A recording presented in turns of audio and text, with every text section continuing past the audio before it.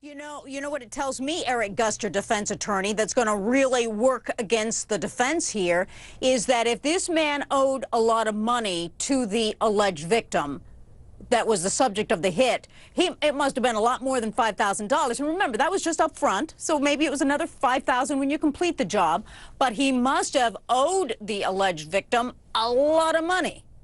Well, in this type of case, when people have business disputes, they file police reports and lie on each other all the time. I have seen many cases like this where people have made up stories, and with the police officers coming to the house and the phone call that lasted an hour and a half was miraculously over, that is clear evidence that this is bogus. And just like Robin said, this was a story. I mean, this was a story this man probably made up in order to get back at this man who possibly owed him money. And in business disputes, people file reports all the time that are false. All right, Eric Guster, defense attorney, joining us out of Atlanta. The motivation for many of these crimes is money. You need money. And the money owed is more than the money that it costs to have somebody killed. But here's what I want to ask you. Police need to find this other man, because that's the second half of the story right there. Either he agreed to it or he didn't. But the fact is, the home was broken into, and the stove had been manipulated in regard to its gas line.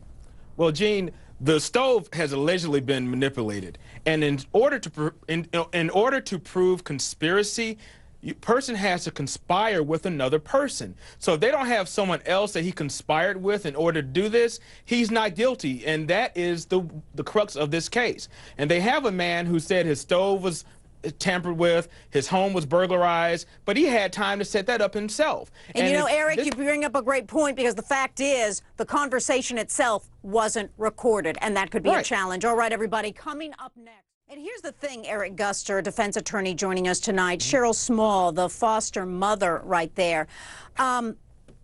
She had other foster children, and just to put it out there, you get paid when you're a foster family. And you can do it for the money, because the more children you have, the more money you make. That's your job. And so isn't there losing sight of why someone is and becomes a foster family? Well, now let me fix that for you, because being a foster parent, we were foster parents for about 12 years. So it's not about the money for many of us who actually do this type of work. However, in this particular case, perhaps the Texas Department of Human Resources and Child Protective Services did not do the background checks properly, but on the adult children, they weren't living in the house with this lady, so I don't understand where that is possibly an issue.